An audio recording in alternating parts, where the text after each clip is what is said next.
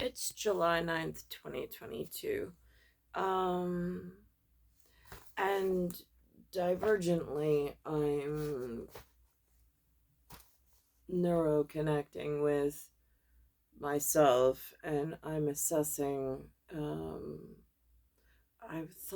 I looked at the um, protein powder and it's plant based. So then I looked at the photos of if it's really what it says it is, um, which I have no way of verifying, which is like one of the scariest things in the field. So, like, on this side of what is a rosin bridge, what does it look like in your field if a rosin bridge was to open up and whisk you away to some other place where you were healthy, happy, and everything looked as you would have painted it had you had the choice in the beginning.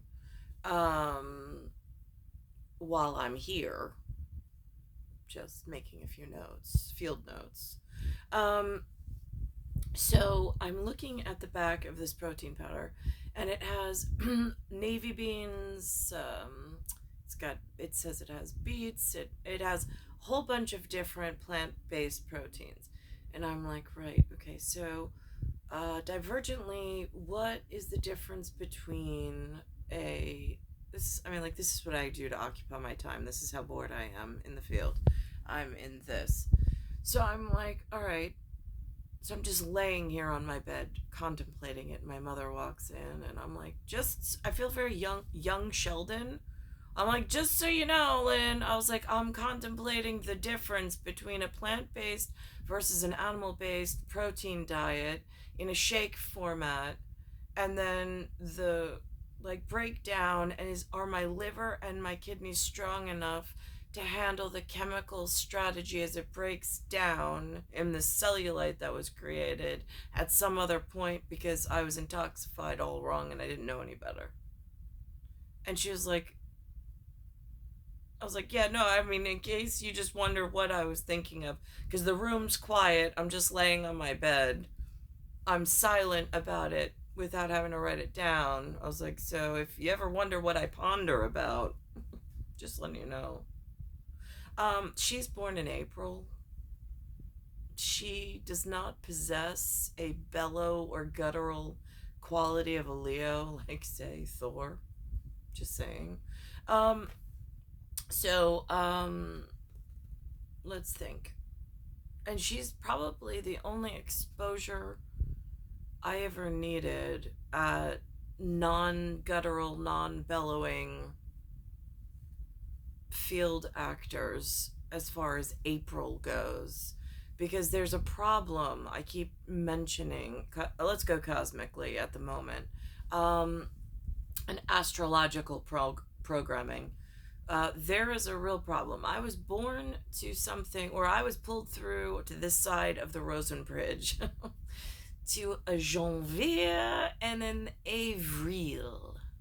I say that specifically because that's how that's how I arrived in the New Yorker in star 1978, star 8378.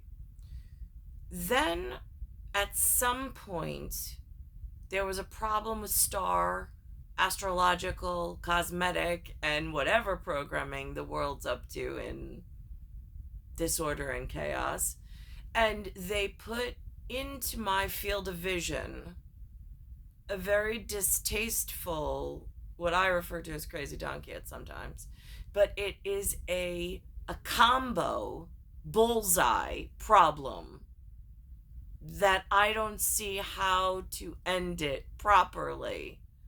It's like when you walk into a public bathroom and someone else's feces or toilet paper sticks to your shoe and you're like, oh my god, now what do I do? And there's no like wardrobe consultant outside with an extra pair of shoes. Like, you have to now deal with it on your own. Right? That's what this side of the Rosen Bridge feels like, by the way. And it is a Aprile and Maggio problem. It's like a 1-2 punch in two bullseyes I never wanted to make. One has a 1976, the other has a 1975 number on it. I know that that gets confusing to other people who think that these are really significant numbers in some other way of explaining things. Hasn't really worked out for me, I'll be really honest. Um, so let's think about this. So I'm thinking now in the field, I'm like, all right, so now there's some kind of chemical strategist who worked very hard and long on intoxifying animal proteins and genetically modifying their structure for ingestibles. And somebody's monitoring this. I don't know which pharmaceutical. Excuse me, I don't know who has permission to do this. But in my case, because whatever Avril and Janvier before I arrived from the 1940s category, whatever they were feeding me is what I ingested, and then like this, you are what you eat, they say, and then they say like the cells incorporate these things and then they reproduce, and then the reproduction can be taken way off course. There's a thing in humans, they say, I don't know, go away.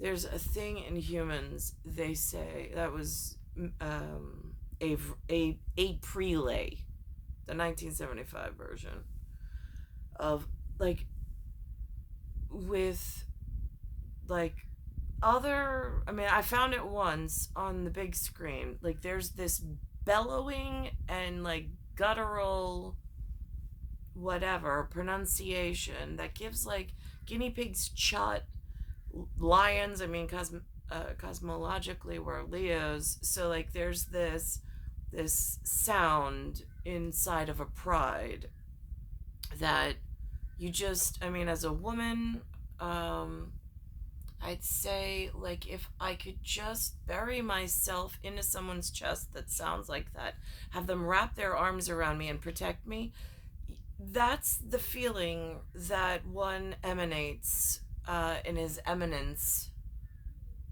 which I don't get out of this on this side of the Rosen Bridge. I saw it in the movie theaters once.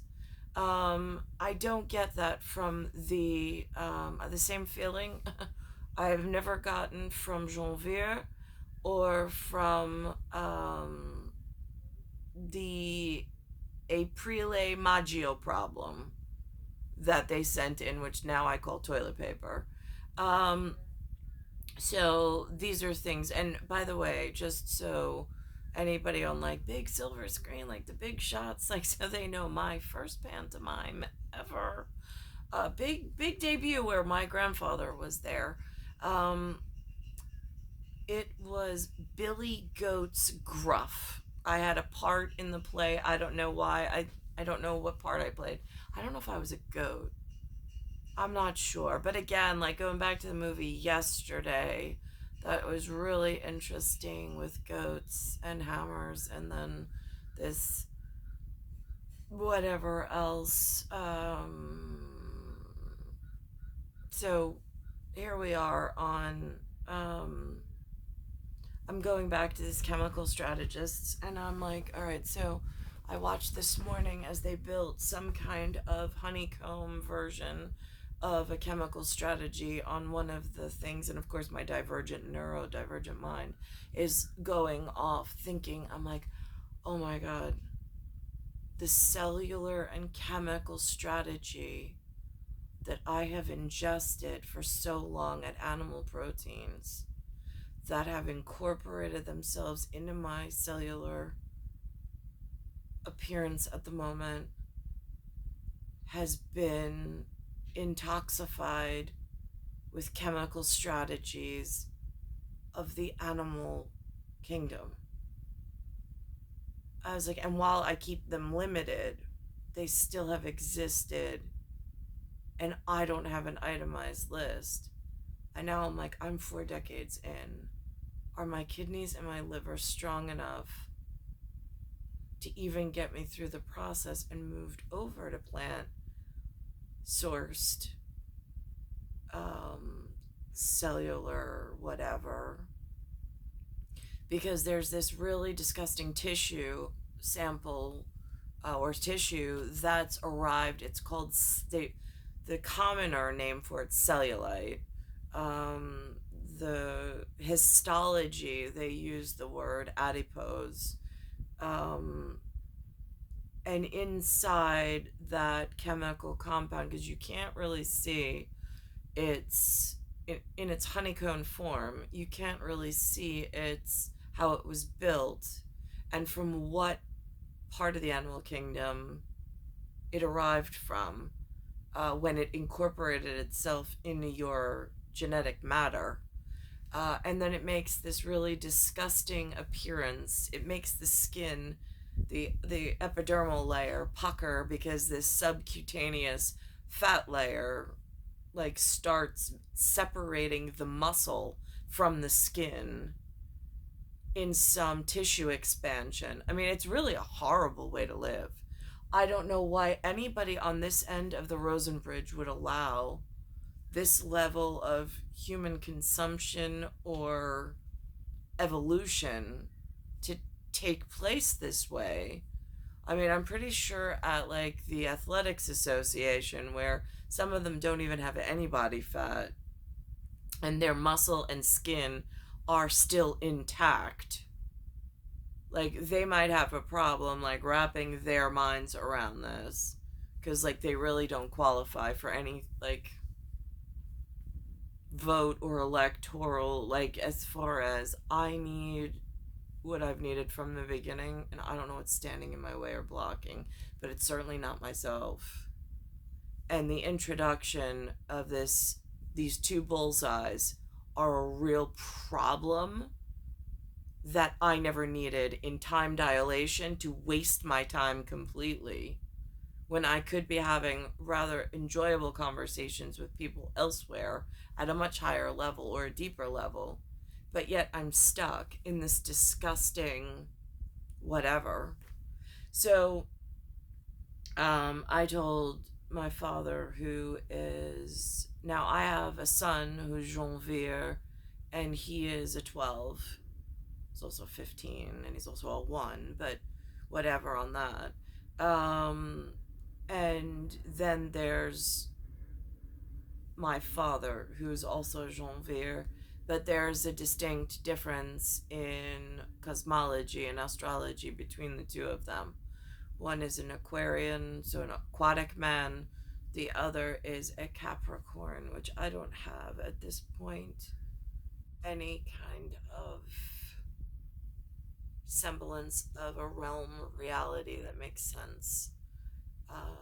But he is monoclonally, for like mitochondrial DNA and RNA.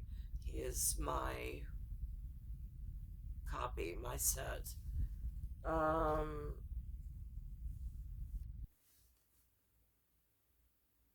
so then Linda, I said to her before, I told her, I said, you know that feeling? I was like, and she's like, no. I'm like, right, of course not. Okay, so like again, I don't really like, it's like being stuck amongst, I mean, we don't connect on any level, Lou or Lynn. I mean, Lou, I have more of like, we have more of a perhaps, but like even still, it's just like, we're just not in the right space. So Lynn goes, I tell her about the whole guttural bellowing, like he's on the screen. And I mean, of course, don't get me wrong, he's visually and aesthetically very pleasing. I mean, his look is very pleasing, but more than that, the bellowing and the guttural, and then of course like the symbolic gestures all over the screen are super important for me on this part of the Rosen Bridge, considering there's like nothing to connect with on the level that I need to connect with. And so Linda goes into her stash of magazines and she pulls out a visual reference and she says, Here. She says, So now you have something you can stick on the wall and you can appreciate looking at. I already have Alexander up there. And some of my work for astrophysical plane of what I have going on here. Although I wasn't complaining, I did take the picture. I was like, but I don't know that he belongs to me. So I don't know if that would be too forward to put on my wall. Alexander, I created myself. He belongs to me. But I don't know about anything else. I'm so on this side of the Rosen Bridge, so alone, I suppose. There's moving, talking park representatives in a Jurassic Park kind of a way. But as far as journeying through the cosmos and spiritually, I also, Lewis brought up this morning, this one gentleman with an NDE, he's an Irishman. Lewis contacted something called an Anthony Chen, even though it's spelled with an E at the end of it, for a producer, for something else that Lewis is doing with an SOS. And he sat me down and he watched with me this one thing, which normally I shy away from, but I'm like, you know what? If Jean-Vier is really in this moment thinking I need this, I will give it a shot. I'll at least listen. And I did. And it actually was one of the most well done because I said it goes from this visual realm of someone talking to this, the talking goes into the background and then it's a different visual landscape, and the way that it was woven in artistry together was so, I thought, so beautifully done. But then the words that the Irishman used in, he explained it as a coliseum in realm work. Again, he painted pictures with his words. I thought was so fantastic and so amazing. It wasn't like some of the others which I've heard, which are just like, I don't know, like a meadow, a field of flowers, a worm. I mean, yeah, right, okay. So, but the way that he explained it, I thought was a much better archetype on all the way around in a divergent neural sense of connecting with somebody else's work. So I thought that that was really interesting and well done as well. Um, he had some horrific experience. I mean, again, um, I have some field work that I can explain really well in almost like a darted animal that then wakes up and doesn't know, but you didn't know you were being darted, or you didn't know that somebody was putting something in your drink. Different kind of Mickey when I say Mickey Sticker Club, by the way. Yeah, again, I don't know how that, for biochemical engineers that know certain strategies, outside of the realm of, I'm just talking plant-based and cellular-based, and the intake and then the cellular, like meiosis, mitosis, integrating between transcriptase and all the other stuff with messenger RNA and whatnot. I mean, I've got my own level of overstate and understate on that, from college bound, earning a vernacular and a degree of certainty from the classes that I've taken or been exposed to.